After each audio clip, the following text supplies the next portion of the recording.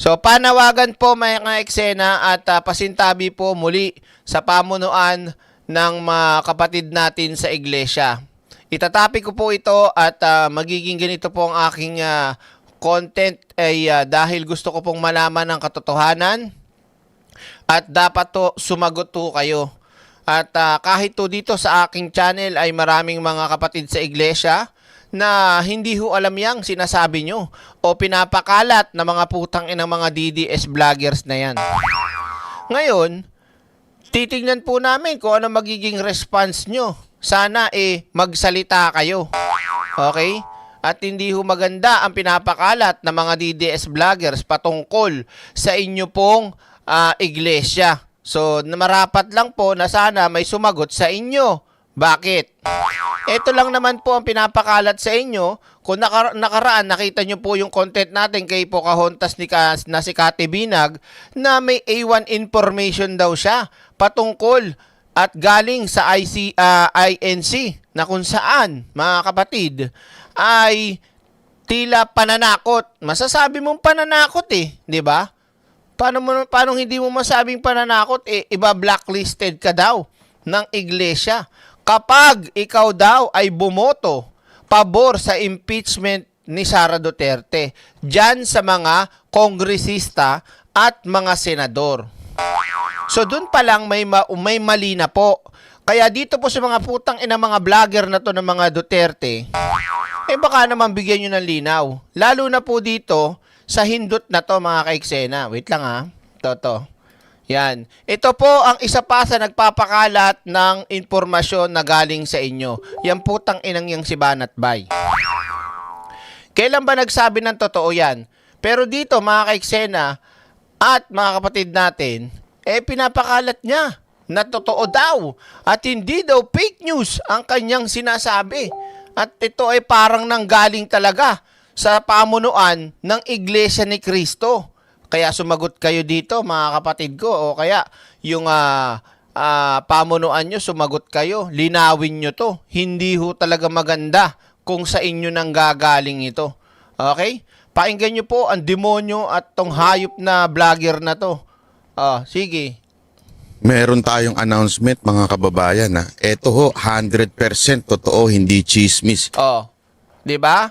So sa mga pamunuan o sa pamunuan ng Iglesia ni Cristo, sinasabi niya po dito 100%. So hindi daw ito chismis.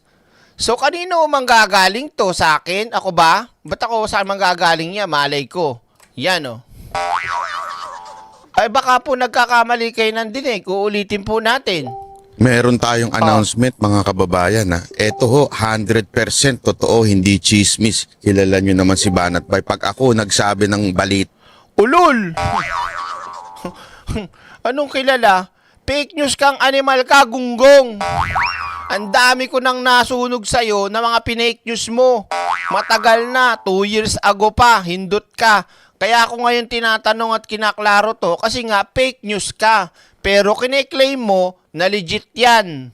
'Di ba? So ang kalaban mo rito pag nagsinungaling ka yung pamunuan ng Iglesia ni Cristo. Kaya nako, sumagot po kayo dito hindi maganda to. Sige. Ay talagang totoo. Totoo daw po Ka Eduardo. Kung sino pa mga mataas diyan. Totoo daw. Sino mag-uutos? Ako? 'Di ba? Tuloy natin. Sabi daw ng INC at biglang may daw, 'di ba? Pero 100% daw ang sabi ng putang inan to. Narinig nyo naman nais itong iparating sa lahat ng mga congressman. Kaya i-share nyo ito sa mga congressman nyo. 'Di ba? So hindi maganda to. Kung totoo talaga, 'di ba? Iniimpluwensyahan ho ninyo ang mga kaisipan ng mga kongresista. Alam naman natin na mga kongresista, senador, mga politikong tao, 'di ba? Sa tingin nyo, kapag sinabihan nyo, tinakot nyo, at alam nyo yun, ginagawa lang yung trabaho nila, maaari pa silang matapos ang karera dahil sa gagawin nyo? Dahil kapag hindi pumayag sa kagustuhan nyo, ha? Kaya dapat aksyonan nyo to, mga taga-iglesia. Itong pinapakalat ng putang inantong banat bay na to. Ha? Oh, tuloy natin. Siya ho may sabi, hindi ako. Kasi ako, naniniwala ako na kung talagang sa katotohanan ng pinaglalaban, hindi gagawin ng iglesia yan. Pero, di natin alam kung saan niya nakuha yan, di ba? Oh. Ang lahat daw ng pipirma Oh. sa impeachment ni VP Sara Duterte Oh. ay blacklisted na sa INC. Oh. Yan po ay A1 information, kaya siguradong sigurado yan. Kaya iparating nyo sa mga congressman, ang lahat po ng pipirma sa impeachment blacklisted na sa INC. Oh, paano ba yan? Sino mga iglesia dito? Taas ang kamay. Sagot, yung mga INC, mga kapatid natin sa iglesia. Taas ang kamay. 'Di ba? Ang hinihingi po namin dito, sagot. Okay? Hindi ko sinasabing totoo yung sinasabi kagad ni Banat Bay. Ay, ako nga paniwalaan eh. Pagpalagay na lang natin. Alam niyo ho ba kung ano yung pumapasok sa utak ko? Ha? Kasi, kung gagamitin kayo ng mga DDS para panakot sa mga kongresista, ano na ang tawag sa inyo? At pag hinayaan yung ganun. 'Di ba? Hindi ho ganyan kasi may mga kamag-anak nga ako mismo, mga kaibigan, lola, tita na INC, pero hindi ganyan ang kanilang kaisipan. Hindi ganyan ang kanilang pag-iisip, pananaw.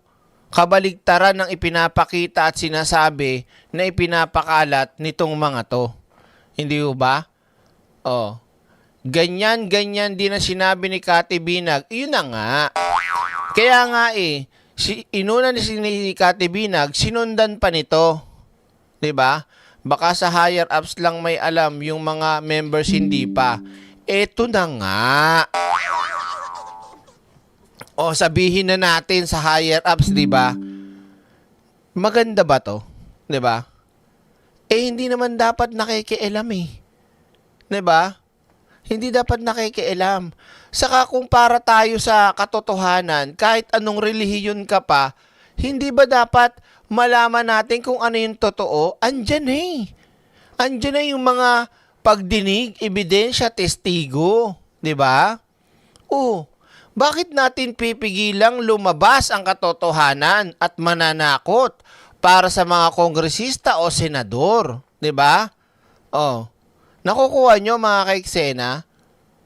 Kasi kung ako yan, tas hindi totoo, sinasabi niya sa kunyari yung leader ng sabihin na nating kunyari isang simbahan, leader ako. Tas sinasabi nito na ganon. Kakasuhan ko yung putang inang si Banat Bay.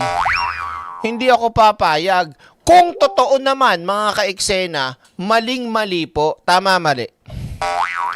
Do you agree mga kaiksena? Ipagpalagay natin na totoo yung sinasabi ng mga vlogger patungkol sa INC. Kung totoo yun, sa tingin nyo, tama ba yung ginawa nila? Sagot kayo. Dali, antayin ko. Nasaan ba yung tubo?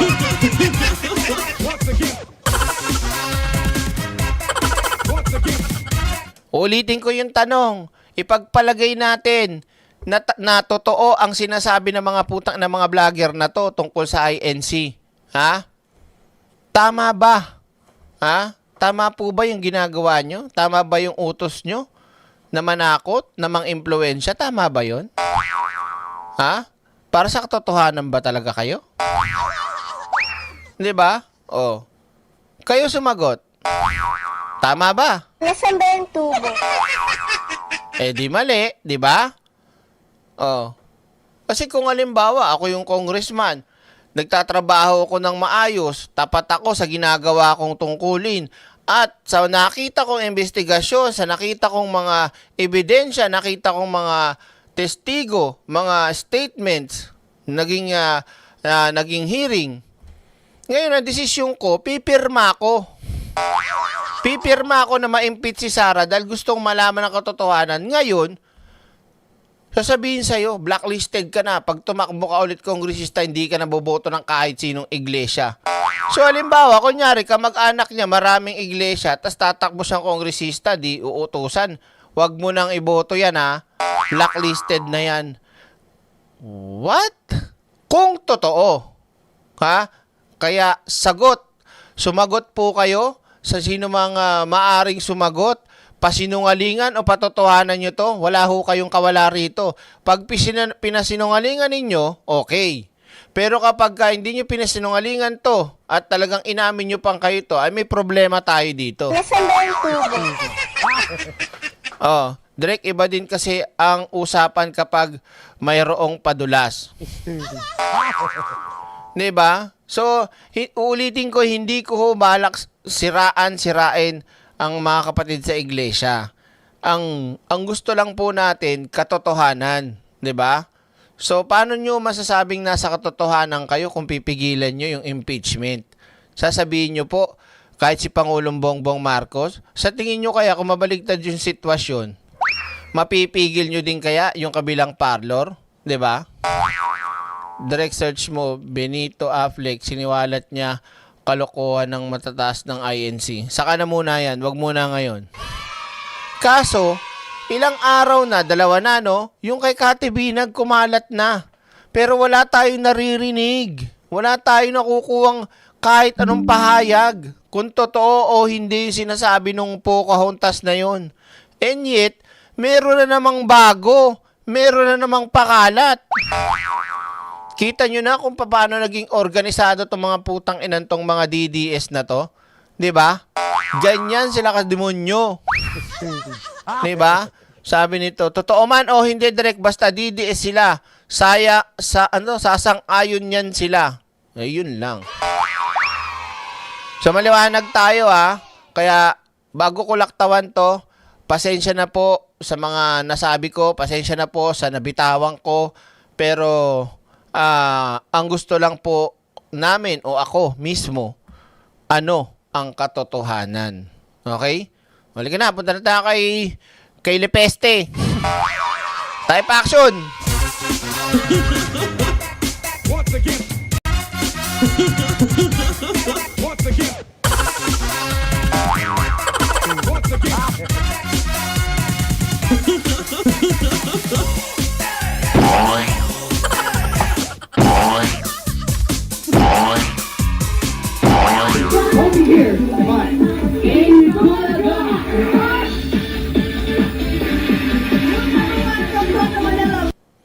Ay, ano nangyari?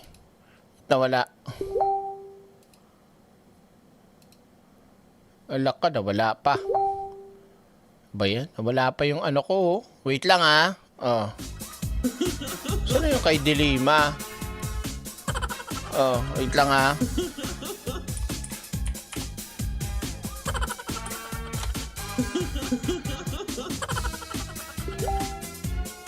Tik na yun, nawala pa oh. Dilima. Wait lang ha.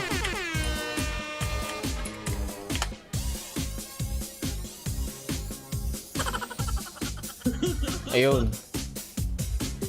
Bring the Yan, okay. Nasaan ba yung tubo? Game na mga kaiksena. Totoo yung sinasabi ng kokay na yan, na parang yung sinasabi lang nila, hindi daw makikialam sila sa politika, pero sila itong number 1 ng gugulo at nakikialam. Saka na natin, lampasan na natin yan. Okay na tayo doon. Okay? So, dito na mga kaiksena. Yan. Ano ba to? Saan na yan? Yan. So, mga kaiksena, meron na namang pinapakalat itong hindot at may topak na silibiste. Ano po? Kanina, meron na naman siyang pautot na kung saan marami ang nabuisit at nagalit sa mga katarantaduhan na naman pinakalat nitong silibiste. Diba? So, marami na naman siyang akusasyon, meron na naman siyang kung ano-anong pinagsasabing kwentong tanga, hindi barbero, kwentong patanga. Patungkol kay E.S. Recto at kay Gardiola ba yun? At kay Vilma Santos. Yan. alam nyo mga kaiksena, di ba? Napakasimple lang naman eh. Kung meron ka na alam na katarantaduhan ng isang politiko, ng isang tao, at meron kang ebidensya, bakit hindi mo na rektang sampahan ng kaso? Puro kangaw-ngaw. Nasaan ba yung tubo? Di ba? At ikaw ang magpapatunay niyan kung meron kang akusasyon. Correct me if I'm wrong. Hindi ba? O ngayon, panoorin muna natin itong kahibangan at ewan ko dito kung ba't naging gato tong batan to. Ampaw, bading, baby boy, mamas boy. Nasaan ba yung tubo? Balita ko, umiiyak to sa nanay niya eh. Susumbong. Nung siguro nakita niya maraming bumabanat sa kanya, nagsusumbong sa nanay, tinitira ko ng mga vlogger. Bading! Oo, eto na mga ka-eksena. Lintik na, itsura pa. Natatawa din ako dito mga ka-eksena. Kung yung mga nalalaman niyang impormasyon, legit talaga ha, hindi mo na kailangan ng mga script pa. Hindi mo na kailangan ng kung ano pa. Magdadala ka pa ng love letter dyan. Kung di love letter, tablet, o iPad. Kung hindi naman laptop, inanto. Bobo ka ba? Nasaan ba yung tubo? Di ba? Ako nga, tingnan nyo. Nagbabasa ba ako? Yung sinasabi ko, yung dospat eh. Siya. Kasi yung sinasabi ko, yung alam ko at nanggagaling sa puso ko. Di ba? Ito, sinisulat pa. Saan galing kaya yung script niyan, no? Para kang robot na hindi maintindihan. Sinabi ko, dapat may bisyan. Ito dapat ang ginagawa ng mga ating kababayan. Kasi hindi dapat, Mr. Chair, Mr. Speaker, na dapat natin, ng ina mo. Nasaan ba yung tubo? Ang pangit mo magbasa. Sa totoo lang, no? Di ba? Sa ating mga kababayan, gusto kong malaman ninyo na dapat nyong malaman itong dapat na alam ng ating mga kababayan. Sa mga nakakaalam ng aking nalalaman ay dapat nyo ding ilang malaman. Nasaan ba yung tubo? O, ito na mga ka-eksena. O, sige. Direk, may nasagap ako. Sabi si Leandro, minumura, mudra niya, nag-aaway sila. Ano ka ba? Legit yan. Legit yan. Di ba? Umiyak yan si Libiste. Minaway ako ng mga vlogger. Minaway ng mama. Iyakin niya, mamas boy yan eh. Yan bading na yan, mamas boy yan, iyakin yan. Ito na ha. Game na, play natin. Ang tapang niya dito mga ka-eksena. Babasagin siya dito ni Kong De Lima at saka ni Garin, tinan mo. Kasi magiging katawa-tawa talaga siya rito, tignan nyo. Ang tapang niya, ha? Okay, action! Bading! Ang ibang mga politiko sa Batangas ay pwede ding tumestigo na si Garjola ang gumagastos para sa mga rekto. Walang katotohanan ang mga alegasyon ni Congressman Leviste na mayroon silang may mga maanumalyang transaksyon. Fake news po yan, Mr. Speaker. Mr. Speaker, I rise on a point of personal and collective privilege. What is the pleasure of the Honorable Leviste? Mr. Speaker, I rise on a point of personal and collective privilege in response to a comment by Executive Secretary Ralph Recto. Please proceed.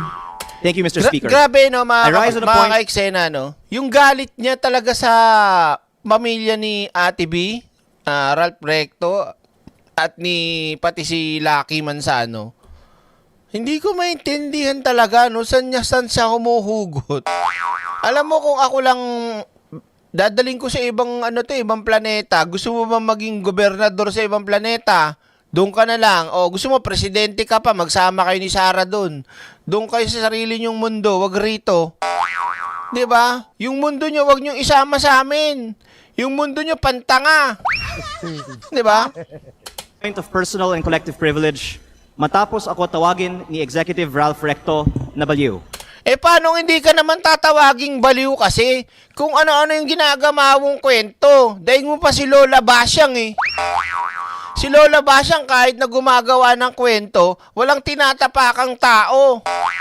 At nakakapagbigay pa ng magandang aral. Ikaw, Yung ginagawa mong kwento, puro paninira, wala ka nang ebidensya, nakakasira ka pa ng tao, ina mo. Nasaan ba yung tubo?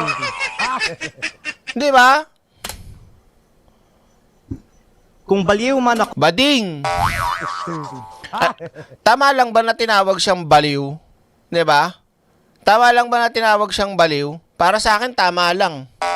Tama lang. Yung ginagawa, ito mong ano yan, tignan mo itsura, tignan mo yung galaw, tignan mo lahat, para may topak, no? at least hindi ako magnanakaw. O di inamin mo ng baliw. Ngayon, yung sinasabi mong hindi ka magnanakaw, na itinuturo mo sa ibang tao, dapat patunayan mo muna na magnanakaw sila. Pero ikaw, hindi mo tinanggi. 'Di ba? Okay lang sa'yo na tawagin kang baliw. 'Di ba? Oh. So, baliw nga. Hindi ako may sabi niyan. Siya. Aminado siya, 'di ba? Oh. Ulitin ko pa. Oh. Ako tawagin ni Executive Ralph Recto na baliw. Kung baliw man ako, at least hindi ako magnanakaw. Ayos na. Inamin na. Oh. Kamusta ang 24 billion mo? 'Di ba? Oh, paliwanag mo. Tila affected si Recto sa mga post ko tungkol sa kanya at si Congressman Edwin Garjola. Sinabi lang sa'yo, baliw, affected na. Yun nga lang yung kinomen sa'yo ng mama, baliw na. Ay, affected na. 'Di ba? Ikaw ang affected. Isang bitaw lang ni Ralph Recto, baliw. Oh, nag-iiyak na naman siya. O, edi sino dito yung affected? Si Recto o siya? 'Di ba? 4 Bs, baliw, bading, bobo, at bokya sa school. At mabuti kung magpaliwanag na lang siya tungkol dito. May kinakalat din siya sa social media na ako daw ay may utang sa DOE na 24 billion pesos. Ito po ay walang basihan at inimbento lamang upang tangkang pahinain ang mga binubunyag ko tungkol sa korupsyon sa ating gobyerno. Teka. Yung mga binubulgar mong korupsyon sa gobyerno, wala ka pa nga napapatunayan, wala ka nga ebidensya, tang ina mo. Nasaan ba yung tubo? Anong pinagmamalaki mo na nabulgar mo? Nagnakaw ka pa nga ng Cabral Files eh. 'Di ba? Oh, kaso sa pagnanakaw mo ng Cabral Files, napasama pa lalo. Lalo kang hindi pinaniwalaan kasi may sumabit pang iba ng kakaalyado mo. Nasaan ba yung tubo? Ang lakas ng tama nito. Dapat talaga magpagamot ka na, baby boy. Yakin. Oh. At mas marami pa ang aking sasabihin sa ibang pagkakataon. Nagsimula lang itong mga atake sa akin nang sinimulan kong imbestigahan ang DPWH sa Batangas at ang mga kumpanyang konektado kay Congressman Edwin Garjola. Take note mga kaiksena ha. Nag-imbestiga daw siya. Nag-imbestiga. Oh. So kung nag-imbestiga ka, hanggang ngayon puro laway ka pa rin, tang ina mo. 'Di ba? Oh, asa na yung Cabral Files na ninakaw mo? Wala na, nalimutan na. Wala naman siyang pinasabog tungkol sa Cabral Files na kung ano man. Wala na. Kung tutuusin, dapat pa nga siyang kasuhan eh. 'Di ba? Ninakaw niya eh. Namuwersa siyang magnakaw eh. Oh. At naging Executive Secretary si Ralph Recto. Marami rin ang nagsabi na Oh. Yung kanyang nalalaman ay hindi first hand. Kung hindi, kwento na lang sa kanya. 'Di ba? Oh. Kung hindi ka ba naman talaga tanga? ang pagbunyag ko nito ay hindi aking kapaki-pakinabang. Nagrobot na. Inang yan. Congressman ba talaga yan? Inang hindi marunong magbasa ng Tagalog na yan eh. Ngunit hindi ito para sa sarili ko, ito ay bahagi ng aking tungkulin bilang mambabatas at kinatawan ng Hindi, investigador eh. Di ba? Nag-imbestiga ka eh. Oh, investigador ka pala dapat pumasok. unang distrito ng Batangas. At hindi ako matitinag, kaya po ako ay nananawagan na imbestigahan ang koneksyon ni Garjola kay Recto, lalo na ngayong Executive Secretary na siya, at suriin ni Pangulong Marcos kung natutulungan ni Recto si Garjola mula sa loob ng Malacanang. Oh, wala tayong ano dyan. Ang tawag dito, Walang kakwenta-kwenta yung sinabi mo. Gusto mong paimbestigahan. Na ano? Anong iimbestigahan? Meron ka bang ebidensya, may papakita na malinaw na pwedeng maging kaso at para maging imbestigahan? Halimbawa, plunder. Plunder. Ano yung ninakaw? Asa ng ebidensya? Magkano? Wala, nag-uutos lang siya na imbestigahan ang koneksyon ni ganito. Sino? Katang ina mo? Nasaan ba yung tubo? Hindi nagsasalita ka lang dyan, privilege speech eh. Di ba? Tapos magdadaldal ka na ng kung ano-ano, tapos wala ka namang ebidensya. Si Raulo pala to eh. Di ba? Dahil limitado ang oras ngayon, ilahad ko ang iba ko pang nalalaman tungkol sa mga koneksyon ni Garjola at Recto sa iba pang mga araw. Sisimulan ko lang ngayon sa isang punto. Ayon sa aking tansya at pananiliksik, mahigit 1 billion pesos ang ginastos ni Congressman Edwin Garjola para kay Vilma Santos Recto at Lucky Manzano sa iba pa nilang mga kandidato at sa sarili niya bilang first nominee ng CWS party list sa 2025 elections. Tapos, sige. Anong meron ba? Sige, 100 billion daw. Ayon sa kanyang pananaliksik. Sige. Dapat mapatunayan mo yan, ha? Sige, tuloy natin. Sa aking distrito, ang tansya ko ay 150 million. At ayon sa ibang mga politiko, gumastos sila ng... Ayon sa ibang mga politiko, sino-sino yan? Na naman siya. Nagbanggit na naman kung sino-sino. Tuloy natin. 200 o 300 million sa kanilang distrito. Kaya sa 6 na distrito ng Batangas, sinasabi ng iba na aabot ng 2 bilyon ang ginastos. So hearsay na naman din, galing na naman sa iba ang impormasyon, hindi talaga sa kanya na Nina Recto at Garjola, lalo't mas malaki pa ang ginastos sa lipa. Pero hindi po ko po bubuksan ang mga kinatawan ng lipa sa aking pahayag na ito. Pero sabihin na lang natin na 1 billion pesos ang ginastos ni Recto at Garjola. Tignan nyo mga kaiksena kung paano mga manloko to Diba, nagsasabi siya ng mga halaga na sabihin na lang natin na 1 billion pesos. Diba dapat sabihin mo nang meron kang na hawak-hawak na ebidensya, hindi yun na tumatansya ka lang. Wala, diba kwento lang to kwentong kwentong patanga. Diba? Kung hindi ba naman loko-loko talaga tong gago na to? Sa 2025 elections. Noong April 16, 2025 naman, inimbita ako ni Congressman Garjola na mag-dinner sa kanyang bahay sa Punta Fuego na Sugbo sa aking distrito kasama si Secretary Recto na makikita sa mga picture na ibinahagi ko sa Facebook para hingin aking tulong para kay Vilma at Lucky. Pagkatapos, umikot ako kasama si Cong Garjola at mga tauhan ng mga Recto sa iba't ibang bayan ng aking distrito upang i-endorse ko ang V-Lucky sa mga leaders ko. Pagkatapos ng mga meeting, nakatanggap ako ng reports na may ibinigay umano na cash para ikampanya si Vilma at Lucky na galing raw kay Congressman Garjola. Umano, galing raw. Anak ng kabuti, Mamumura mo talaga tong putang inan to, Yung mga pinagsasabi niya, hindi klarado, hindi malinaw, 'di ba? Puro kwento. Walang wenta. Saka bakit mo ginagamit yung privilege speech para tumira ng ibang tao? Kung matino utak nito at walang tama sa utak to, ang takbo mo, magkaso na agad kung meron kang mga hawak. Yan ang masasabing legit na alin? Fishing expedition. 'Di ba? Wala naman siyang hawak na kahit anong ebidensya, puro hearsay lang. Tapos gusto niyang utusan ang Congress na magsagawa ng investigasyon sa chismis lang? Nasaan ba yung tubo? Oh my God! Kita mo naman, compare mo kay Sara. 'Di ba? Literal na nakitaan ng alin. pagnanakaw, misuse ng pondo.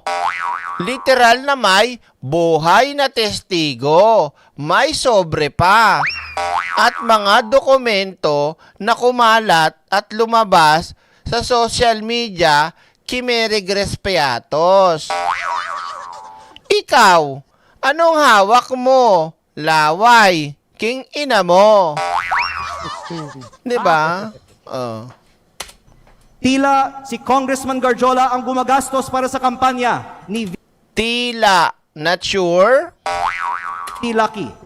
Batay sa aking mga nakita sa aking distrito at sa mga pagpupulong at materyales kung saan ang nakalagay ay Vilma Santos Recto, Lucky Manzano at CWS party list. Ang ibang mga politiko sa Batangas ay pwede ding tumestigo na si Garjola ang gumagastos para sa mga recto. Kahit Kita nyo, no? May testigo daw. Eh bakit dyan pa? May testigo. Alam mo kung ako yan na gusto ko maging gobernador sa Batangas, aagawin ko kapangyarihan o posisyon ng mga Recto o Santos sa Batangas, hindi na dyan. Rerektahan ko, sampahan ko ng kaso. Kung may ebidensya ko, eh kung wala akong magagawa. Di ba? Ano lang ang gusto niyang gawin? Sirain yung tao. 'Di ba? Oh. Kahit pagkatapos ng eleksyon, ibinahagi ko din sa Facebook ang picture ng meeting ni Gov. Vilma at Secretary Ralph sa mga mayors ng Batangas sa Tagaytay Highlands noong August 15 na ayon sa mga dumalo ay hosted by Congressman Garjola. Kung mali ang aking impormasyon, narito naman ang ibang mga kinatawan ng Batangas at pwede nilang sagutin ngayong araw na ito ang aking mga pahayag. O pwedeng magpatawag ang Kongreso ng pagdinig. Oh. Sige, pagpalagay na natin na mayroong pagpupulong. So ano naman kung mayroong pagpupulong? Meron bang ginawang masama? Meron bang ginawang krimen? O baka naman di ka lang invited? Nasaan ba yung tubo? Di ba? Hindi, di ba? Wala naman siya sinabing masama tungkol doon sa nagkaroon daw ng meeting. Ang gusto niyang palabasin lang, parang ang nag-ayos, sponsor si Garjola. O ngayon, yung mga umaten, sabihin na natin, kung sino man yung mga umaten, anong ginawa nila doon? Ha? Wala ka namang sinabing ginawang mali. Kung hindi, sinabi mo lang na nag-meeting sila, na magkakasama sila. So pagka ba nagsama-sama yung isang tao, kailangan na kagad merong anomalyang gagawin? Ganon. Kaloka, no? Galing talaga nitong hayop na to gumawa ng kasinungalingan, no? At kung totoo na 1 billion pesos o mahigit pa ang ginastos ni Congressman Garjola para sa mga rekto sa nakaraang kampanya, ang Nakaraang kampanya. Ha? Nakaraang Uy! Na ano ka? Wawa, late ka na yata masyadong mag-ano ng para sa nakaraang kampanya. Sa nagastos. Diyos ko po, may Comelec? susunod na tanong ay, bakit si Garjola gumastos ng mahigit 1 billion piso para sa mga rekto? Ito ba ay pagkakaibigan lang o may ginagawa ba si Ralph Recto as Cabinet Secretary of the Republic of the Philippines para makapaggastos ng ganito si Garjola? Sa aming dinner noong April 16, inalok ako ni Congressman Garjola na mag-partner sa kanya at kay Secretary Recto sa pagnenegosyo sa DPWH sa aking distrito. Sa sistema raw na ginagawa nila Isipin nyo to mga kaiksena. Kaya hindi ako naniniwala sa mga pautot niyan eh. Yung mga ilalok-alok daw siya. Last year pa, bumabanat na yan, di ba? At alam na natin kung ano ang kalikaw ng bituka nito, di ba? So, ikaw mga kaiksena, alam mo nang kumakalaban sa gobyerno, alam mo nang tinitira ang Pangulo, alam mo nang puro kasinungalingan ang sinasabi, and yet, kukunin mo pa? Maikipag-partner ka pa? Tanga na lang ang gagawa nun. Nasaan ba yung tubo? Nakakuha niya mga kaiksena? Pwede bang magmurad dito direct? Sige, go. Di ba? Halatang iniimbento eh. Kasi hindi ko talaga pagkakatiwalaan yun kung halimbawa pinagtitira ka na nga, tas kinakalabang ka nga, tas aalukin mo pa. Wow. Bading talaga, oh. Noon pa sa Lipa at sa ibang mga bayan, tukuyin ang mga lugar para sa mga road opening ng DPWH. Sabihan ko daw sila pag meron akong mga nakita para makasama sila sa bilihan ng lupa. Kayang tumulong daw sa pagpondo ng mga proyekto ng DPWH si Secretary Recto May daw na naman. Oh. dahil siya ay nasa kabinete at si Kong Garjola din ay Galit na galit yan. malakas daw sa DPWH at maaaring siya na ang bahala sa kontraktor. Tsaka putok na putok yung flood control. Hindi, kung halimbawa magnanakaw ka o gagawa ka ng katarantaduhan, talaga? Di ba? Eh, isa ngayon nga parang sa nangyaring pasabog ni Pangulong Bongbong Marcos dyan sa mga magnanakot, mga tiwali ng DPWH eh. Ilang ka nang gumawa ng kahit ano eh. Di ba? Di ba? Kayo kaya iisipin nyo. Di ba? Parang ang tanga mo naman, sumabog na yung mga katiwala, tapos gagawa ka pa rin. Nasaan ba yung tubo? Napaka-imposible naman nun. Di ba? Kasi matik yan kapag DPWH flood control. Road. Tapos gagawa ka ng ganon. Hindi mo maiisip na, naku, di na pwede yan. Mahayari tayo dyan. May mga nakabantay na dyan. Di ba? Kaloka. Hindi ko maintindihan talaga dito sa tangingot na to.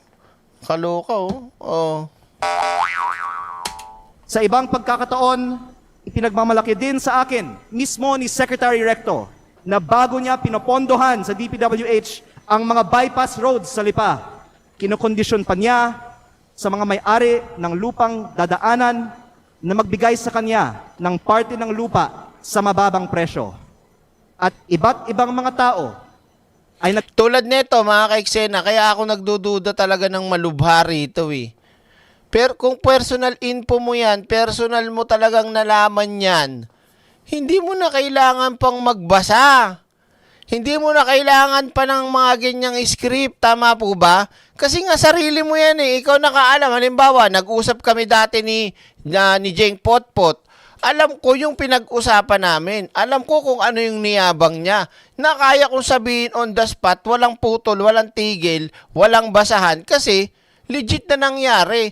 Eh dito may binabasa pa. Nasaan ba yung tubo? Oh, nag-dinner kami ni ganito, ganyan-ganyan. At alam nyo ba, inalok niya ako sa ganitong-gantong kwento, yung ganyan-ganyan, na mag-share daw kami na ganito. Eh siya, nung nag-dinner kami, nung Nasaan ba yung tubo? Bobo. nagkwento din sa akin na gawain ni Recto ito. Kung lehitimo man ito, Oh, may nagkwento sa akin na gawain ni Recto ito. May nagkwento na naman sa kanya. Nasaan ba yung tubo? mabuti at maging transparent si Secretary Recto sa kanyang yaman. At kung ang ginagastos ni Kong Garjola para sa kampanya nila ay may kaugnayan sa pagiging contractor ni Garjola sa Batangas. Oh, hindi ba? Hindi nga niya alam yung mga pinagsasabi niya eh, oh.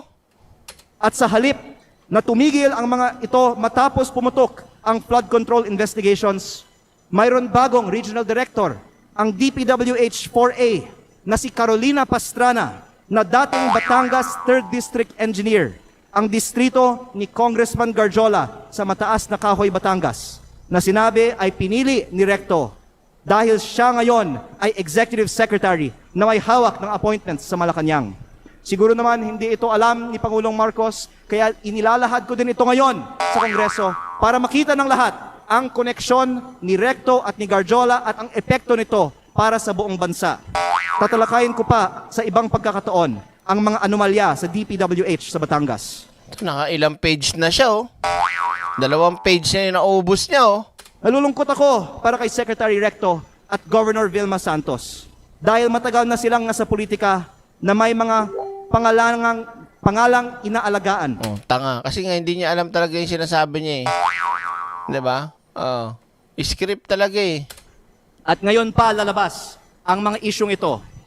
Pero mas nalulungkot ako para sa Batangas at sa ating bayan dahil sa mga ginagawa ng mga pinakamataas na opisyal gamit ang pera ng bayan.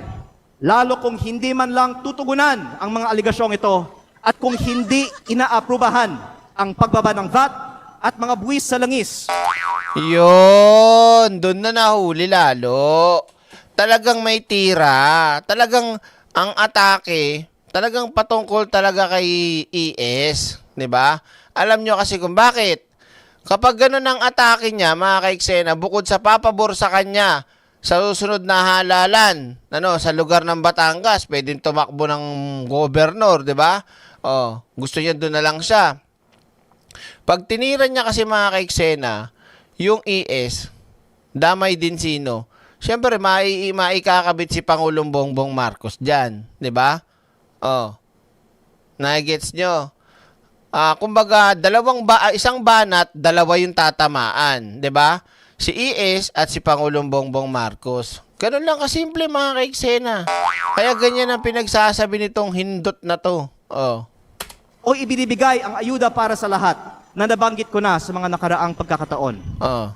Kung hindi totoo ang mga sinasabi ko ngayon, hindi dapat tahimik si Secretary Recto at Governor Vilma tungkol sa umano'y korupsyon sa DPWH sa Batangas at ang mga aligasyon kay Kong Garjola na tinawagan ng ICI na binuo ng gobyernong ito bilang isa sa mga pinakamalaking kontraktor ng DPWH sa Kongreso. Mabuti kung ipaliwanag nila kung totoo bang malaki ang ginastos ni... Bakit sila yung magpapaliwanag? Di ba ikaw yung may ikaw yung may concern, ikaw yung may sinasabi. Di ba? Itong putang inang tong kulit talaga, Garjola para sa kanilang kampanya at ano ang kapalit at kung si Garjola ay kaibigan lang ba o funder din. At kung hindi sasagutin ni Secretary Recto ang mga aligasyong ito, hinahamon ko si Yusek Claire Castro sa susunod niyang press briefing. Nasaan ba yung tubo? Nanghamon pa. Ang lakas talaga ng topak nito, no? Ang lakas. May pahamon pa talaga. Anong kinalaman na Yusek Claire naman dyan? Tingnan nga, ano nga? Nasagutin kung tama ba na may ganitong aligasyon kay Executive Secretary Recto. Bakit? Bakit si Atty. Claire ang sasagot niyan? Di ba? Di ba? Luko-luko. Ikaw tong naglalabas ng kung ano-anong mga imbento at mga kwento, tapos gusto mo sumagot yung taong wala namang pakialam mo, wala namang dyan sa issue mo. Sino ka ba? Di ba? Oh. Ba't ganun yung mga mga kongresista abnormal, no? Yung mga DDS na kongresista mga abnormal. Tignan mo si Pulong. Nasaan ba yung tubo?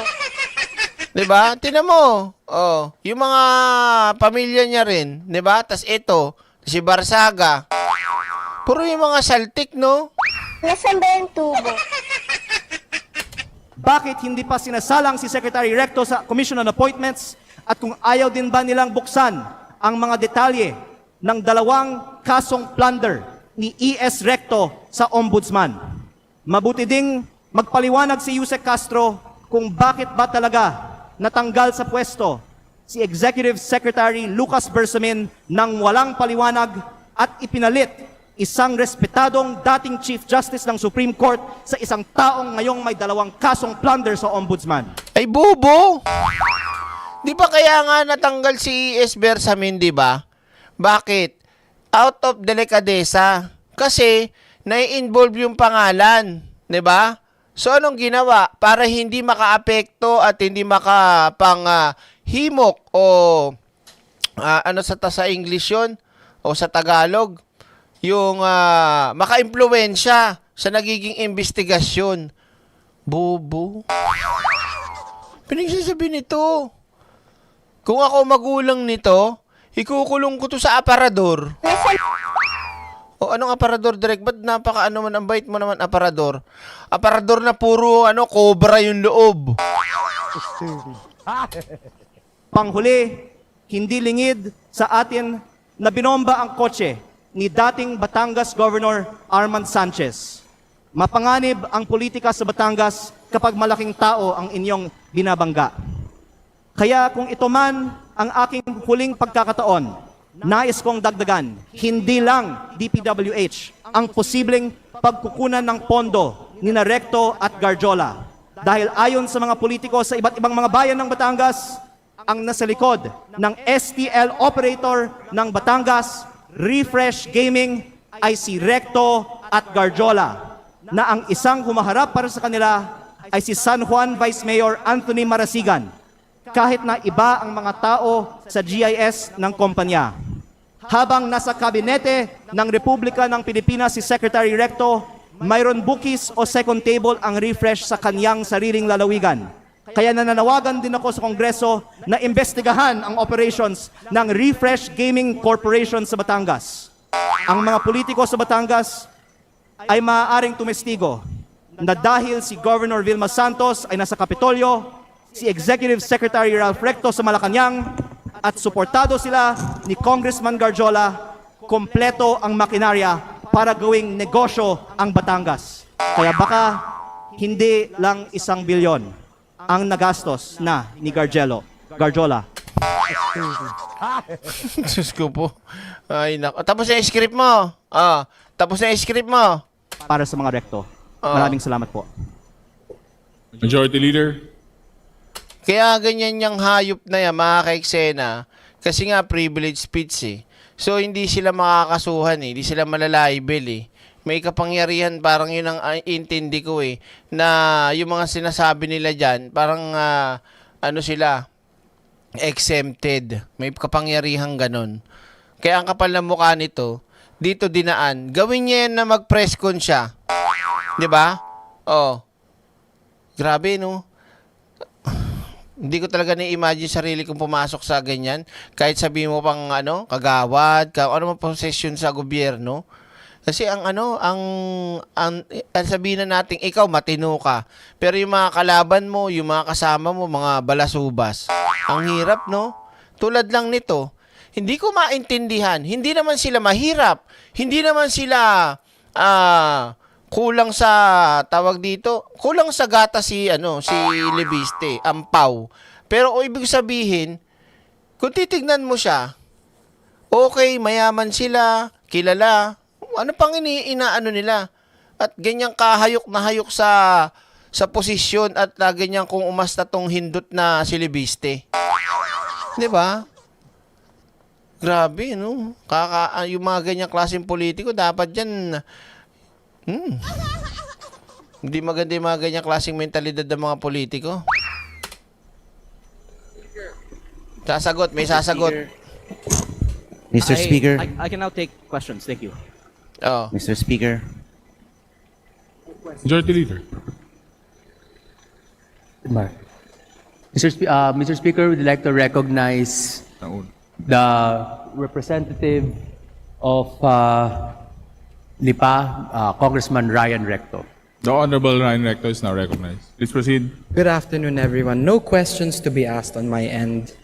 Mr. Speaker, I would just like to make a manifestation to set the record straight regarding the issues raised by my fellow representative from Batangas on the alleged issues that were narrated. First, while this representation recognizes the importance of legislative oversight, I believe that it is equally important that information shared in this plenary is accurately based on facts, not assumptions, not insinuations, and certainly not on incomplete information. Barag ka ngayong inamukang Leviste ka, di ba? Kailangan, pag ikaw nagsasalita dito, yung mga sinasabi mo, may ebidensya, may mga pinagkuha ng lehitimong faxes, at syempre, hindi lang puro insinuation, hindi lang puro bintang, hindi lang puro kwento, di ba? Ang kapal na mukha ni Leviste, di ba, Annalisa Chay? Maraming salamat, Oo. Hindi po dapat ginagamit ang plenaryong ito upang lahat na mga haka-haka o paratang na walang sapat na basehan. On the alleged ties between Congressman Edwin Gadiola and Executive Secretary Ralph Recto, their association is purely professional, as Congressman Gadiola is also a member of the House of Representatives and a fellow Batanggenyo. There are no Halata, Batanggenyo pala si Garjola, ngayon ko lang nalaman. Batanggenyo, Silipiste, Batang, ewan. So, makikita mo talaga dito, inggit na to. Makikita mo talaga na may malaking inggit. Inggit tong baklang tong si Libiste. Sa totoo lang, tingin ko bitter. Yung gusto niyang, may gusto siyang makuha diyan, mga kaiksena. O, kapangyarihan sa Batangas, gusto niya siya yung maging pinaka, pinaka malakas. Alam mo yun? personal interests involved, but only a shared commitment to fulfill their duties to their constituents. Walang katotohanan ang mga alegasyon ni Congressman Leviste na mayroon silang may mga maanumalyang transaksyon. Fake news po yan, Mr. Speaker. This representation is not privy to the motives of my colleague from the 1st District of Batangas.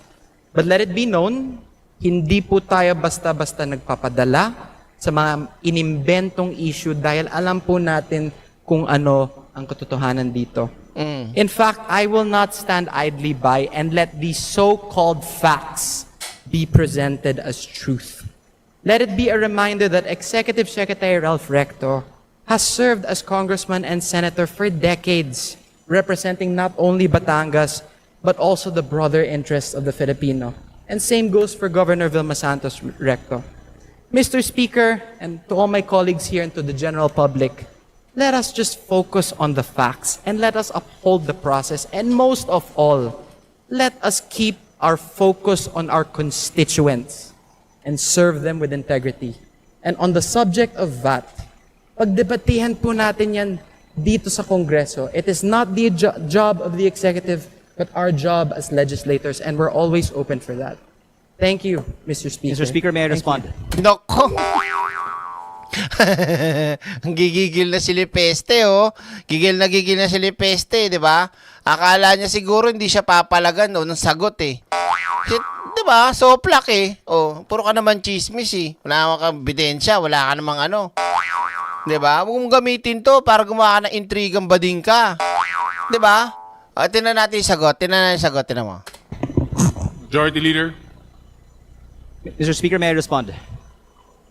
Mr. Speaker, I'd like to recognize the Congressman for the 1st District of Batangas, Thank you. Congressman Leandro Please Leviste. respond. Unang-una po, ako po ay nagpapasalamat kay Congressman Recto na gusto niyang talakayin ito ng mas mahaba siguro sa Kongreso.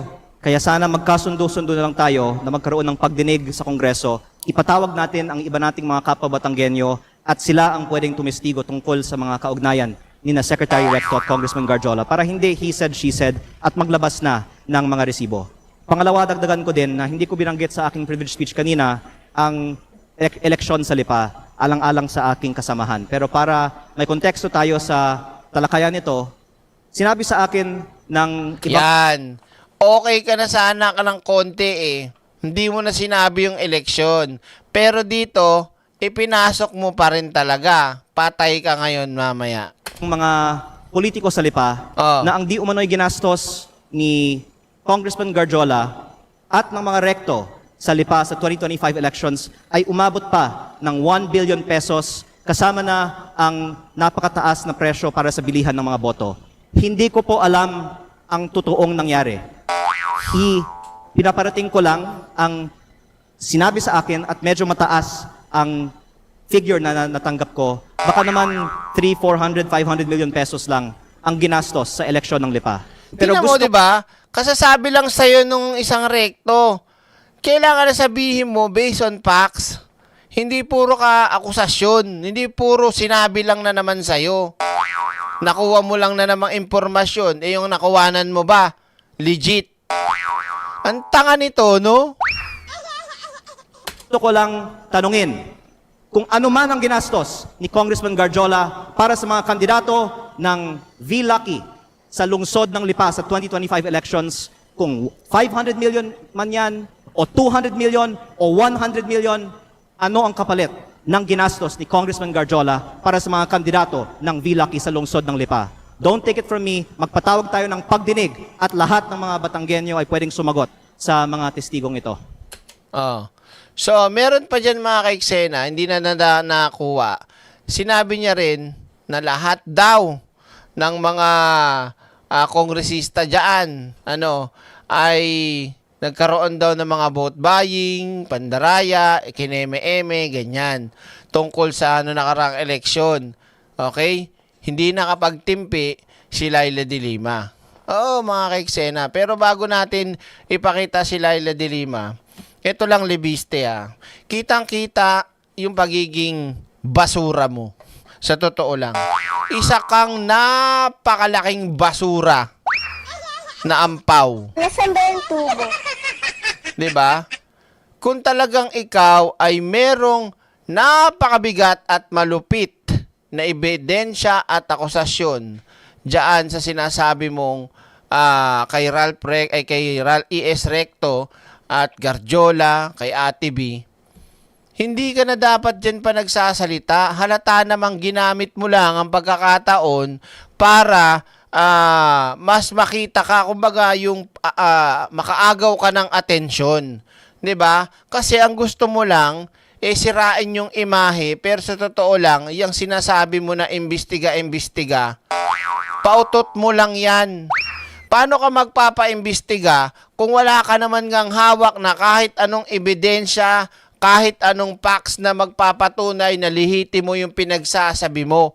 Kanina ka pa daldal ng daldal, tangina mo ka, puro lang raw, daw, kunwento sa'yo.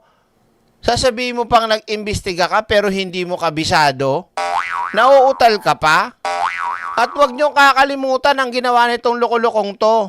Nung nagkaroon ng tulong si Pangulong Bongbong Marcos sa barangay o sa lugar ng Batangas, anong ginawa nitong hindot na hinayupak na to?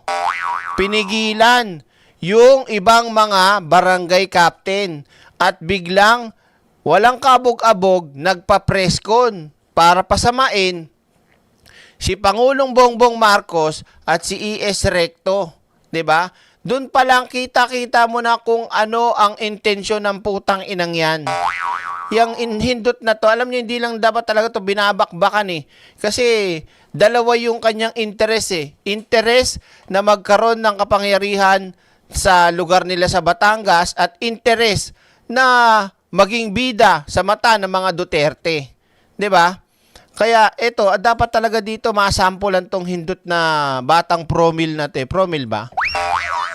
Isa kang trapo, libiste. Sinungaling ka. Wala ka pang kahit anong kasong nasampa o reklamong naihain sa korte laban dyan sa sasabihan mong si Garjola, si Recto, si Ate B.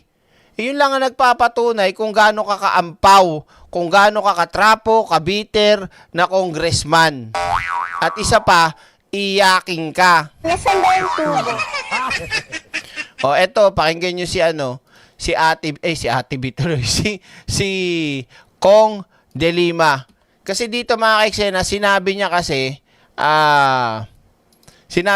dito yung Sheena Alon, maraming salamat Sinabi niya yung, wait lang, yung tungkol sa vote buying, nilahat niya mga kaiksena, lahat daw ng mga kongresista, lahat daw sila ay alam ang kalakaran sa vote buying, o tinuturo niya lahat daw sila, ganon, may ginagawang illegal. Pumalag.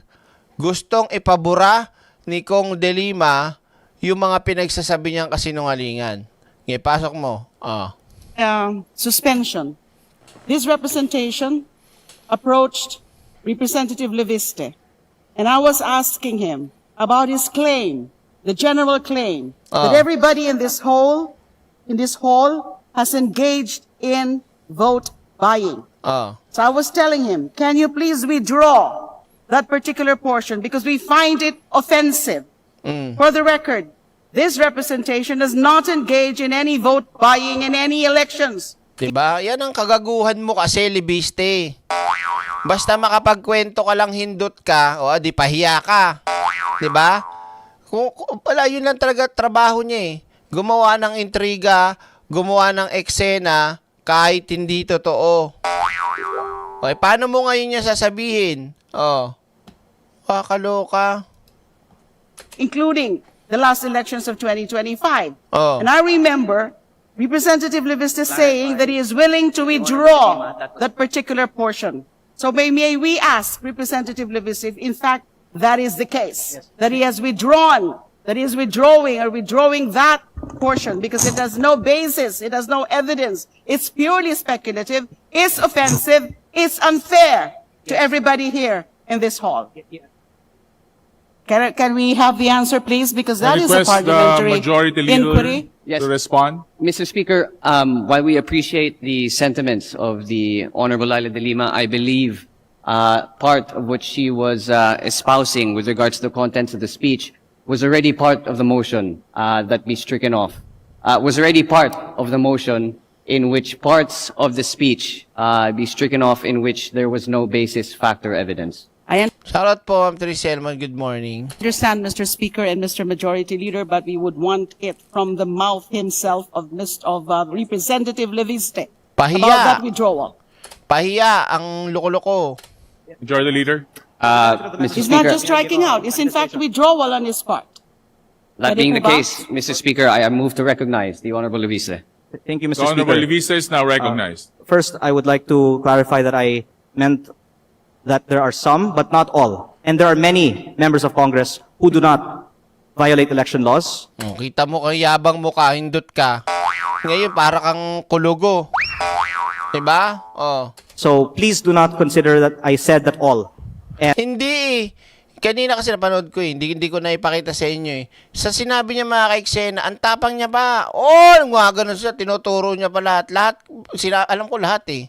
Talagang akala mo talaga, alam niya yung mga nangyari sa bawat kongresista yan. Akala mo talaga, siya yung may mata sa lahat. Ka-Diyos. And I definitely withdraw that there are... Mr. Speaker, the request of this representation is with respect to the withdrawal. No need for any explanation. Is he withdrawing? Yes, but That I think also portion of for, the speech. for the benefit of the Majority people who are Leader. listening, Mr. Speaker, I Majority Leader. believe that Order. party lists Doesn't need Majority Leader. explanation. not by votes for the most part. And Mr. that, Speaker. there are many districts in this country where you also don't buy votes. But During the suspension, his representation Di pahiya si Lipiste, no? Ina mo ka kasi, mayabang ka rin eh. Ito pa, mga ka-eksena. Meron pa isa, pahiya talaga to. Asa na to? Mata natin ito pa mga ka-eksena, yung pagpapabura nga. Buong privilege speech ni Kong Leviste ipinapabura sa record ng Kamara. Pero ang alam ko nga mga ka-eksena, yung part lang na kung saan sinabi niya yung tungkol sa vote buying. Pero ito mga ka-eksena, may duda ako dito sa video na to eh. Kasi SM na ito eh. Fake news yan eh. Iba yung meaning nila dyan sa ibig sabihin na buong privilege speech. Sige, tingnan natin kung saan napunta to. Ulitin natin nawala yung audio. Okay, game. Speaker. Is there any objection? Mr. Speaker, may I give a response before a vote is made Is on there that? any objection? I There object. was a motion. I Is there object. any objection? I object. The chair hears none. I object. I object. Objection. Because Congressman Garjola gave money to All leaders in those my in district favor for of Vilma the and Lucky. motion of the Tingnan mo siya daldal pa rin siya ng daldal Ang dami pa rin niyang sinasabing akusasyon Ayan hindi na nga siya pinapansin kasi hindi na nga, wala na nga sa ayos, wala na sa tama yung sinasabi. Wait lang ulitin natin. Is there any objection? Mr. Speaker, may I give a response before a vote is made Is on there that? any objection? I There was object. a motion. I Is there object. any objection? I object. The chair hears none. I object. I object. Objection. Because Congressman Garjola gave money to All leaders in those my in district favor for of Vilma the and Lucky. motion of the Honorable Garin, please say Politicians aye. in Batangas can testify. All those against? Sumigaw na sigarin ba yun? Sigarin ba yun? Hoy!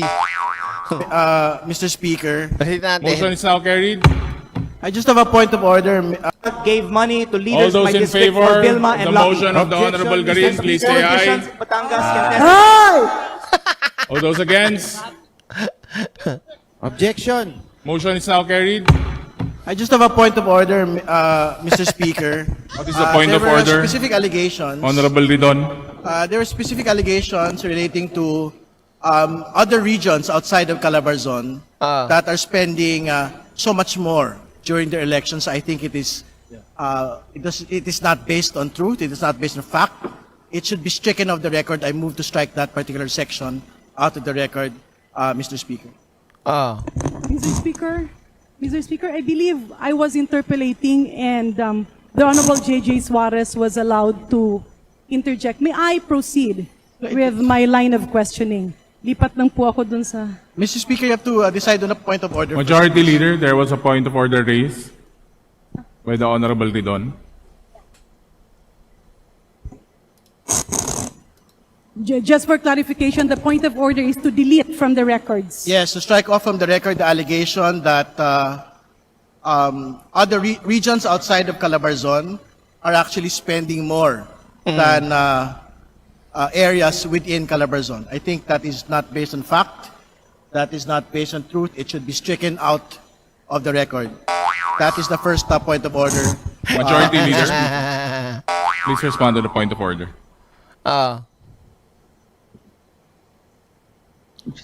Move to strike out, Mr. Chair. Mr. Speaker. Mr. Speaker, I move to strike out the comments made earlier. Is there any by objection to Honorable the Leviste. motion? Chair hears none, said motion is carried. Second point of order, Mr. Speaker. The speech by the good congressman from Batangas doesn't appear to be a speech relating to Legislative. personal and collective privilege. It has branched out to matters that are outside of it. Yan. So I think even this particular speech in its entirety should be stricken off the record, Mr. Speaker. Majority Leader, there's another point of order. Mr. Speaker, I move to strike out the... Mr. Speaker, I object. There was a motion, duly objected. Duly objected. We now put the motion into a vote to strike out entirely the privileged speech of the Personal and collective. personal and collective privilege of the Honorable Leviste. All Lahat those in na yan. favor, please say aye. All those against, please say nay. Nay. The ayes have it. Said the motion is now Sorry, approved. I object. I think there were a lot of nays as well. Can we have a roll call vote? Nasaan Tubo? Mr. Speaker, I move to suspend session. Sir, I would like to recognize the Honorable Janet Garin from the First District of Iloilo. Di ba? Nasaan Tubo? Puro yabang kasi itong hindot na si Leviste. Hindi, sa totoo lang naman kasi mga ka-eksena, ang layo na pinag-uusapan, sa banat mo, personal, tas wala namang katuturan at wala namang ebidensya. Di ba, Nelson Copino? Maraming salamat, ha. Love trip talaga to si Baby Bading. Tuloy tayo. The Honorable Deputy Speaker Janet Garin is now recognized. Thank you very much, Mr. Speaker. Kanina po ay narinig natin ng motion ni Honorable Terry Ridon moving that the speech of the Honorable Leviste be stricken out of the records because it's not a matter of personal and collective privilege. Correct. May I appeal to the Honorable Terry Ridon that this motion be instead amended to a motion to delete the statements made by the Honorable Leviste attributing to statements not being backed up by evidence. Specifically, the statements alleging that the campaign of Governor Recto Mr. Speaker. and other members of Mr. the Speaker. party were financed by another party list congressman, and all other allegations that cannot be backed up by documents and evidence. Correct. Mr. Speaker. Tama si Marcoletang Junior naman, si Piluco, epal na naman tong hindot na to Manahimik ka dyan, Marcoleta. Loko-lokon to. Di ba? Yan yung sinasabi ko sa inyo kanina pa, anong umpisa. Pansin mo na walang kahit anong ebidensya yung hindot na si Leviste. Di ba? Speaker. Is there any objection? Mr. Speaker, may I give a response before a vote is made Is on there that? any objection? I There object. was a motion. I Is there object. any objection? I object. Oh. The chair hears none. I object. I object. Let's put it Congressman into a vote. Garjola gave money to All leaders of my those in district for favor Vilma of and the Lucky. motion of the Honorable Garin, please say aye. Politicians, Batangas, can Ay! Hey! All those against? Objection. Motion is now carried. Honorable Majority Leader. Yun yung una kasi kanina, inikli lang, pero ito yung kabuuan eh. I proceed with my interpellation, Mr. Speaker. Objection, Mr. Speaker. Yun, si Marco Beta, oh. Majority Leader. Majority Leader. Privilege speech po yan. Bakit kailangan i-attach yung ebidensya agad? Majority Leader. Bakit nagsasalita yun? Hindi naman pinayagan, hindi naman recognize. Papansin talaga itong tangin si Marcoleta eh. Mr. Speaker, session suspended. Manifestation. Mr. Speaker, would like to recognize Congressman Terry Ridon of Bicol Soro Party List. The Honorable State Ridon to is remain now about regions outside recognized. Batangas. Majority Leader. Majority Leader.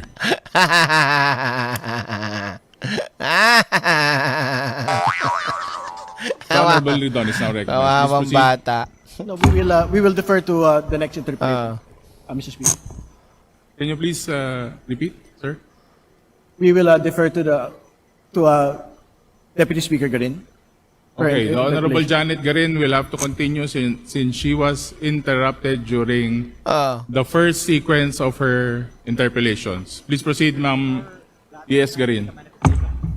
Thank you very much, Mr. Speaker. Sa atin, of course, kagalang-galang na kulig. Sana hindi mo masamain yung motion.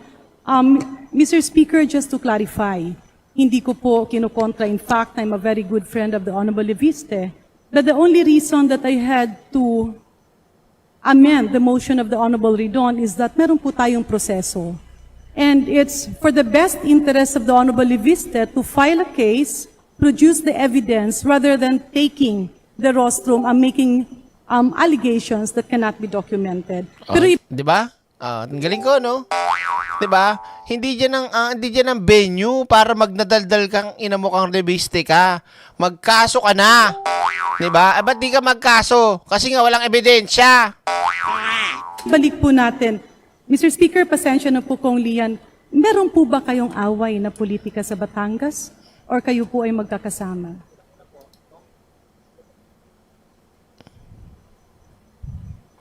Actually, ma'am, yung meeting ko with Congressman Garjola and Secretary Recto on April 15 or 16, as per my Facebook post, was for them to ask for my help for the campaign of Vilma and Lucky. Yeah, I'm After sorry, which, Mr. Speaker, what year po? April? 2025, So this was before? para tulungan ko sila para sa 2025 election. Ano? Dahil ang panalo ni Akala ko naman, ngayon taon, kaya nagtataka ako bakit napunta sa botohan. Yun pala naman, last year pa. Nasaan ba yung tubo? Bakit ngayon ka lang sasalita? Baby bading. Oh my God, dalatang halata mo mga kaiksena kung anong plano ni bakla.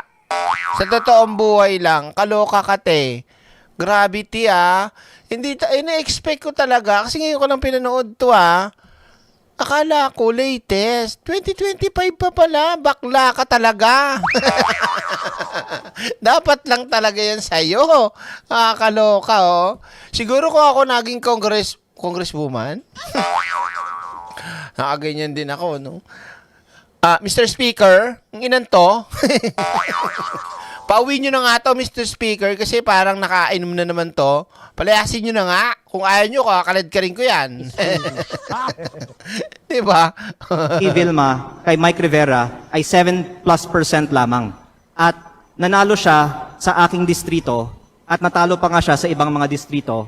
Kaya pwede kong sabihin, kaya siya nanalo dahil sa panalo niya sa aking distrito. So, what's the point? Anong pinaglalaban mo ba? Abnormal din talaga to Ako po ay may 75% ng boto, siya ay nakakuha ng 42% ng boto. Pero yung siguro relasyon namin ay naging fractured dahil baka feeling threatened. Siguro. Just my Threatened sa'yo? Natitreaten sa'yo sila? Wow Lalo pa ngayon, nalaman na yung katarantaduhan mo. Threaten? Wow, edi magkaalaman na lang kayo sa susunod na eleksyon. Ganun lang yun. Ikaw to ang threatened. Kasi panay ang sira mo, panay ang gawa mo ng kwentong patanga laban sa mga Recto at Santos. Oh, sino threatened dito? Nasaan ba yung tubo? Hindi ho ba? Oh. Speculation, and sorry to delve into speculation, sila pagkatapos ng eleksyon. At ang isang halimbawa nito ay noong April 24, bumisita si Pangulong Marcos para sa bawat barangay makikinabang sa Batangas at may 84 barangays na hindi binigyan ng kanilang 200,000 pesos. Yan na Matanong naman. ko po, Mr. Speaker, 84 lang po ba ang hindi nakatanggap sa Batangas? Kasi dito sa records ko, lumalabas na 95. Yung sa ibang distrito, hindi ko na po alam. Pero yung 84 na to ay lahat ng barangays sa dalawang bayan na nagsasabi, nag-submit sila, meron din kaming screenshots ng kanilang group chat na in-acknowledge na nag-submit sila, pero gumawa ng bagong group chat ang Liga ng Barangays ng Batangas na hiwalay sa dalawang bayan na to at sinabi daw na para lang sa mga bayan na ito ang bigayan. At sinabi sa kanila na ang Office of the Provincial Governor ay magdedesisyon kailan ibibigay yung 200,000 pesos sa mga barangays na ito. Yeah. Balikan ko lang po yan, Mr. Speaker, distinguished colleague. Honorable Lian Leviste, ito bang 200,000 sa bawat barangay? Ang sinasabi mo ba ay merong piling barangay at hindi lahat ang binibigyan? 110% base sa mga inilabas na naming ebidensya at mabuti kung magpatawag ng pagdinig ang Kongreso para hindi lang he said, she said, para magkaalaman na tayo kung anong totoo. Kasi Mr. Speaker, distinguished colleague, ako po ay tubong Leyte. At doon nga po sa Tacloban City, merong mga hindi nabigyan, hindi dahil sa politika, no? Kundi dahil hindi sila nakasubmit ng mga dokumento. At totoo po ba, Mr. Speaker, distinguished colleague, na merong ibang mga barangay na walang dalang resibo? Ang tanong ko, Mr. Speaker, kapag walang resibo po ba, pwedeng mabigyan ng ating DILG or DOF or whatever agency is tasked with that? May I respond, Madam Speaker? Nasa Facebook page ko po yung screenshots ng group chat na nagsasabi, Tinatanong ka. Sagutin mo kung makaka-claim ka ba ng pera kung may resibo ka o wala kang resibo. Pag walang resibo, makaka-claim ka ba? Post pinapakita mo. Loko-loko. 'Di ba? na hindi kasali itong dalawang barangays. At sila po ay nag-submit. Meron din naman pong group chat na nagsasabi na nakapag-submit sila. Kaya base po sa matibay na ebidensya at wala, napaka ano nang iyong sinasabi. Hindi klarado. Nakapag-submit sila, nakapag-ganto sila, pero hindi mo muna inalam kung meron bang problema, 'di ba? Kaya hindi nag-submit pero may kulang. Nag-submit pero may mali, 'di ba? Na posibleng kaya hindi nakakuha. Ngayon, nagtanong ka sino hindi nakakuha at di nabigyan. Syempre, yung mga yan, sasagot, hindi po kami nabigyan. Tinanong mo ba kung may mali sa application nila? Tinanong mo ba kung dala nila yung resibo nila? Tinanong mo ba kung nakapunta ba talaga sila o may lakad sila? Nasaan ba yung tubo? Diba? Gina, maraming salamat Hindi ba Karen? Thank you.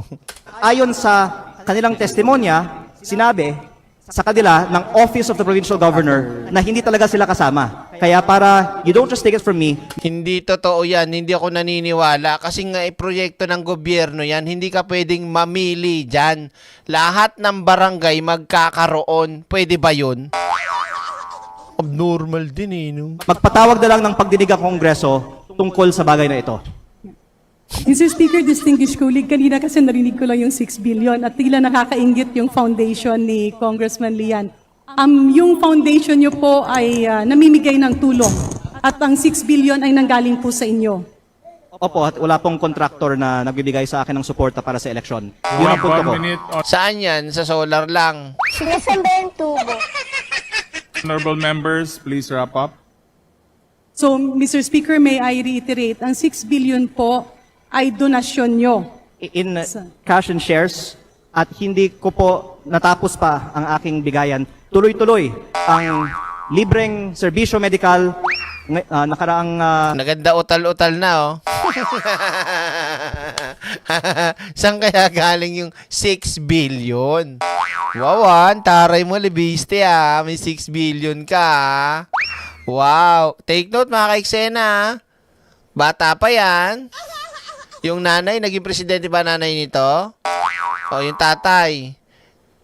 Parang mahirap paniwalaan. Saan galing yung 6 billion mo? Nasaan ba yung tubo? Sa Alin, baka naman. linggo, nagbigay po tayo ng libreng serbisyong medikal sa medical mission sa aking distrito. Meron din tayong Hindi naman yan ang tinatanong. Please wrap up. Sagutin mo sang galing. Diba? Oh. relief goods na inihahanda para sa darating na typhoon season. At kahit walang eleksyon, natutuwa lang ako na mamigay ng pera na alam ko ay galing sa malinis na panggagalingan. At Nasaan ba yung tubo? kapag sinabi niyo pong malinis na pinanggagalingan, saan po ito nanggaling, Honorable Yan? Binenta ko ang shares sa aking kumpanya. Nasaan ba yung tubo? Ako po ay may business career na nasa public record at Ano pong kumpanya ito, Mr. Speaker? yung SP New Energy Corporation na binenta ko sa Meralco na lahat po ay nasa public record. Nasaan ba yung tubo?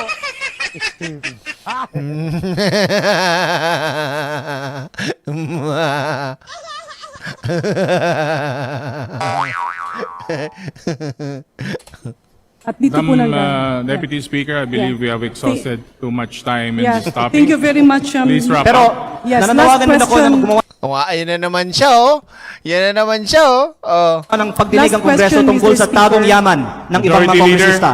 Dahil Yeah. ako ay hindi Mr. nagtatago ng Speaker, aking mga the time allotted for Representative Eliviste has already expired. Yeah. I move to refer the speech, including the manifestations and interpellations, to the Committee on Rules. There's a motion to refer the privileged speech to the Committee on Rules. An objection, Chair hears none. Motion is approved. Majority Leader. Di ba? I move to suspend the session. Session suspended.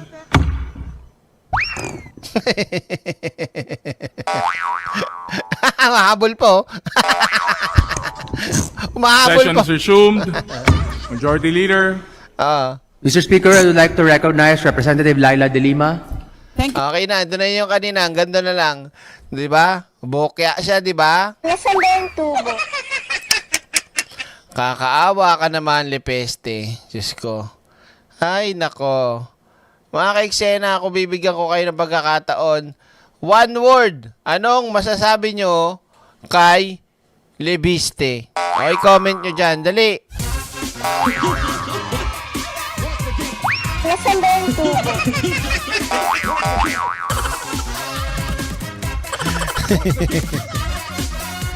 Nakakaloka. Oh.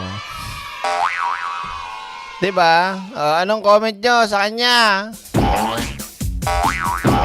Para mabasa ng iba nating mga kababayan at yung mga team replay, makita yung komento nyo at pwede rin silang sumagot kung anong magiging komento nyo kay Leviste. Joke, eng-eng, epal, baliw, liar, buang, pisting yawa, balasubas, kulang sa bakuna, bukelya, tantrums, guilty, Lepeste talaga, ano pa, ano to, ignoramus, takot, papansin, isda, nahuli sa dila, brat, sore loser, ignorante, laughing stock, ano pa, nuisance, no joke, baliw, pag di na pagbigyan, iiyak, sumbong sa nanay, haba Copa Leviste, epekto ng panis na promil, animal siya, yan, ano pa, Abnoy, Batang Yagit, Bonjing, self-proclaim, parang si Kibs, 24B, Crazy, Siraulo, Uyong, Baliw. Yan na, umiiyak na. So mga ka-eksena, bago tayo magtapos sa ating topic patungkol dito, nako, ipagdasal natin. Sila direct, oo, ipagdasal natin na sana itong mga ganitong klaseng tao, magising. Kung hindi man sila magising sa katotohanan, maglaho na lang sila. Or kung hindi man, sana magising tayo isang beses na sila ay naglaho na. Nasaan ba yung tubo? Hindi natin kasi kailangan ng mga ganitong klaseng tao 'di ba? Una sa lahat, kitang-kita mo kung anong motibo. Pangalawa, alam mo kung sino talaga ang nagsasabi ng totoo. Sa lahat ng sinabi nito, parang wala yatang tama, walang totoo 'di ba? Direct, walang duda. May saltik talaga sa pag-isip si Leandro Leviste. Yun. So mga ka-eksena, mga kapatid, hindi ko matimingan talaga pag may sakit kasi si Bengbeng Kung makakapag-live tayo bukas ng maaga, tatry ko magparapol bukas Tinatiming ko lang sa oras kasi at lagi pang puyat. But anyways, mga ka-eksena, hanggang dito na lamang muna yung ating live stream at putulin muna natin dahil may stiff neck pa ako, hindi nga ako makalingon dito. Direct yung kay Franco Mabanta, check mo, nahuli siya ng NBI, dami niyang dalang pera, nakamaleta. Send nyo nga sa Facebook page ko. So maraming salamat mga ka-eksena at sa ating mga moderators, Senadora Cabogueras, yan. At sa mga bagong subscriber at members, maraming salamat po. At sa mga OFW at Team Replay, thank you so much. At hanggang dito na lamang po muna ang inyong lingkod, Direct Freddy Valera. God bless and see you again tomorrow. At please, pakisuportahan po yung Facebook page at yung isa ko pang channel, Direct Freddy Valera 2.0. Bye and I love you all. Thank you so much.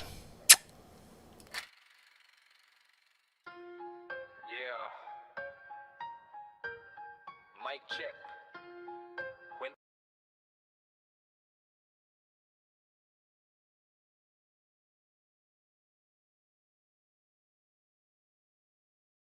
Kabambayan, parang nakaw sa gabi. Swipe dito, swipe doon, walang resibo, okay. Habang bayan, naghihintay ng aksyon. Siya may pa-interview, may pa-global na eksena. Suit na plantado, salitay is crypto, pera output. Wala, presko lang ang meron, hindi pawis ang puhunan, kundi exposure. Mas kilala sa camera kaysa sa serbisyo.